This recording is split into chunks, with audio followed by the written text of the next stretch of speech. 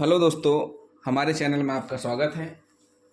आज हम अपने चैनल के माध्यम से आपको बताएंगे कि एफआईआर दर्ज होने के बाद भी क्या किसी आरोपी का नाम हटाया जा सकता है या बढ़ाया जा सकता है।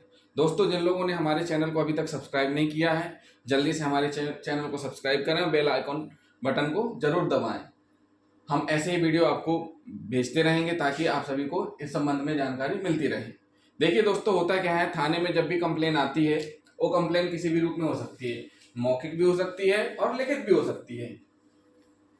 शिकायत जांच पर से भी हो सकती है, आवेदन जांच पर से भी हो सकती है, या किसी गुम इंसान या मर्ग मतलब जब कोई व्यक्ति खत्म हो जाता है उसकी जांच पर से भी एफआईआर होती है, या गुम इंसान जब कोई व्यक्ति घर से बिना बताए चला जाता है या नहीं मिलता है उसकी जांच के आधार पर भी एफआईआर होती है। अगर घटना वाकई में घटित होना पाई जाती तो केस दर्ज होता है। कभी कभी स्वतः संज्ञान में भी एफआईआर होती है, कोर्ट के आदेश से भी एफआईआर होती है। ऐसी स्थिति में एफआईआर दर्ज होने के बाद क्या विवेचना में नाम हटाया जा सकता है? तो हाँ, बिल्कुल जरूर हटाया जा सकता है दोस्तों। उसके लिए क्या स्थितियां बनती है हम आपको इस वीडियो के माध्यम से बताएंगे। देखिए, होता क्या है कि शिकायतकर्ता ने आकर के एफआईआर दर्ज की। एफआईआर दर्ज हो जाने से आरोप साबित नहीं हो जाते हैं किसी भी आरोपी के खिलाफ। उस व्यक्ति के पास पर्याप्त समय रहता है कि वह अपना पक्ष रखे। जिस व्यक्ति के खिलाफ भी एफआईआर दर्ज हुई है उसको अपना पूरा पक्ष रखने का हक है, राइट है। आर्टिकल 21 है उसके साथ में।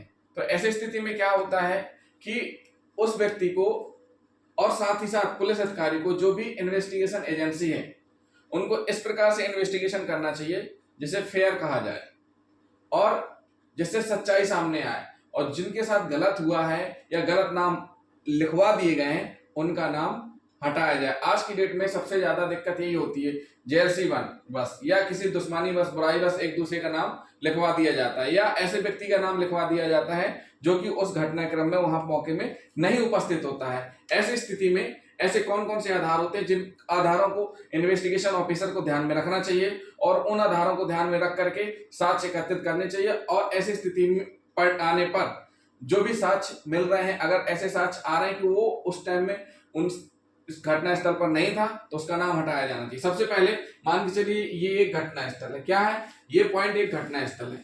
यहाँ पर विवाद हो रहा है। विवाद के समय जिस व्यक्ति की शिकायत हुई है, जिस व्यक्ति के खिलाफ एफआईआर हुई है, वो व्यक्ति क्या है? एडमिट है गवर्नमेंट हॉस्पिटल में या प्राइवेट में एडमिट है, और सीसीटीवी कैमरे भी लगे हुए हैं, या ऐसी जगह पर है जहां पर सीसीटीवी कैमरे हैं, या दूसरे स्टेट में है और उसका CDR tower location Google map. दोस्तों, एक चीज हम आपको बता रहे हैं, पहले भी हम बता चुके हैं, अभी भी हम बता रहे हैं, आगे भी हम बताते जाएंगे कि दोस्तों एक चीज आप लोग मत भूलें, सीडीआर वाला वीडियो हमारा देखना और अपने मोबाइल में गूगल मैप लोकेशन चालू करना ना भूलें। क्या करना ना भूलें? गूगल मैप लोकेशन चालू करना ना भूलें, क्योंकि जिन व्यक्तियों के पास ये सारी चीजें हैं, एंड्रॉइड मोबाइल है, उनको गूगल मैप लोकेशन तो अपना ऑन करके ही रखना है। और सीडीआर वाले वीडियो हम भेज चुके हैं। तो मान के चलिए जो भी शिकायतकर्ता ने शिकायत की है और जिस व्यक्ति के खिलाफ शिकायत की है वो व्यक्ति हॉस्पिटल में एडमिट है, गवर्नमेंट हॉस्पिटल में है, और सीसीटीवी कैमरे के सामने है, वो दूसरे स्टेट में है, दूसरे जिले में है, उसका टावर लोकेशन सीडीआर अलग है, गूगल मैप भी ऑन है, और कभी कभी तो वो दूसरे जेल में बंद है। कहां पर है? जेल में बंद है, थाने में गिरफ्तार है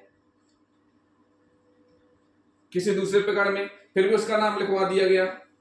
ऐसी स्थिति में इन्वेस्टिगेशन एजेंसी की जवाबदारी बनती है कि वह ये सारे दस्तावेज जो भी आरोपी के द्वारा उपलब्ध कराए जा रहे हैं, बताए जा रहे हैं, उनको विवेचना में शामिल करें, और विवेचना में शामिल करने के उपरांत उस व्यक्ति का नाम विवेचना से हटाया जाए, क्योंकि उस व्यक्ति की संलिप्तता उस अपराध में नहीं है।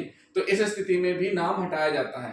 मान के चलिए पुलिस आपकी नहीं सुन रही है, या मान के चलिए आप जो भी दस्तावेज हैं वो आपको नहीं दे पा रही है जहां जहां आप एडमिट थे। समय का विशेष तौर पे याद रखना है आपको। सीडीआर आपको डायरेक्ट कोई नहीं देगा, क्योंकि उसके लिए नियम आ गए हैं। सीडीआर जो मिलती है वो एसपी सर जो रहते हैं जिले के हेड उनके द्वारा ही ली जा सकती है, और नोडल अधिकारी जो भी कंपनी के रहते हैं वो प्रदान करते हैं। तो ऐसी स्थिति में आपको अविलंब यानी 2 वर्ष के पहले ही ये सारी चीजें करनी है। खास करके जहां भी सीसीटीवी फुटेज लगा है या तो सामने वाले से ले ले, अगर नहीं दे रहा है तो आप उसके लिए आरटीआई भी लगा सकते हैं। आरटीआई के थ्रू भी नहीं हो पा रहा है तो कोर्ट का सहारा लें। आप एडमिट हैं तो उससे रिलेटेड हॉस्पिटल से पूरी जानकारी एकत्रित करें। तो ये सारी चीजें आपको बतानी पड़ेंगी किसको? पुलिस ऑफिसर को। और पुलिस ऑफिसर की भी जिम्मेदारी उतनी ही है कि वह सच्चाई का पता लगाए, गलत ना हो पाए किसी के साथ में। तो उस स्थिति में भी साक्ष्य पर्याप्त ना होने पर आरोपी का नाम विवेचना से हटा दिया जाता है, लेकिन डायरेक्ट नहीं हटा सकते। उसके लिए क्या करना पड़ेगा?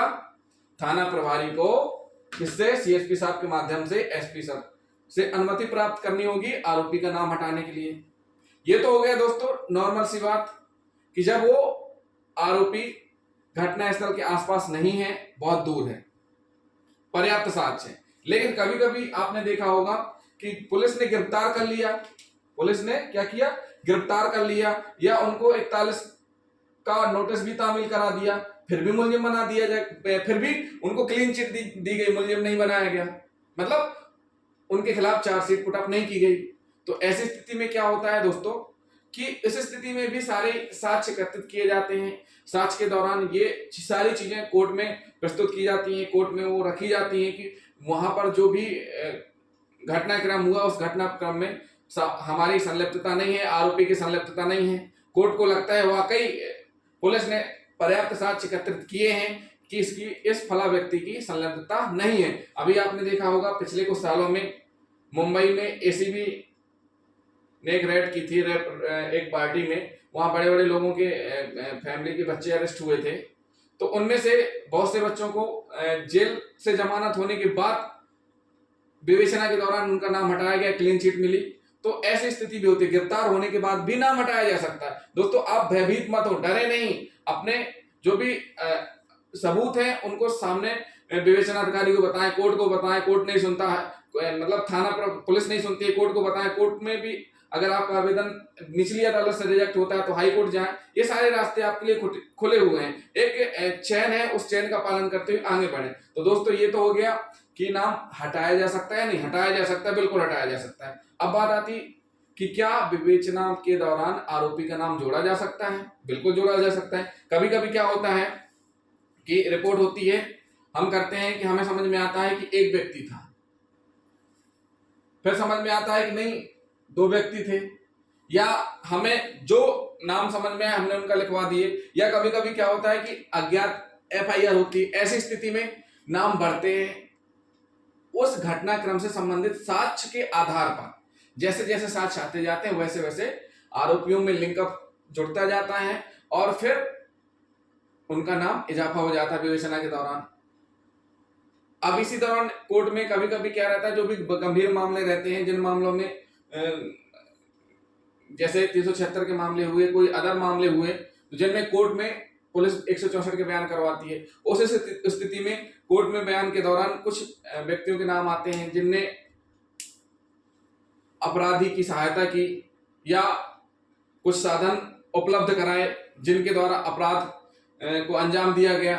ऐसी स्थिति में जो किसी ने मुखबरी की, किसी ने रैकी की, तो उनको भी बाद में मुलजिम बनाया जाता है। और कुछ तो ऐसे होते हैं कि चालान पेश होने के बाद भी कोर्ट के आदेश से मुलजिम बनाए जाते हैं। तो दोस्तों ये तो हुई पूरे घटनाक्रम कि जिस घटनाक्रम में जो भी संलिप्त हैं वो साक्ष्य में आते जाएंगे व्यक्ति, उनका नाम बढ़ता जाएगा।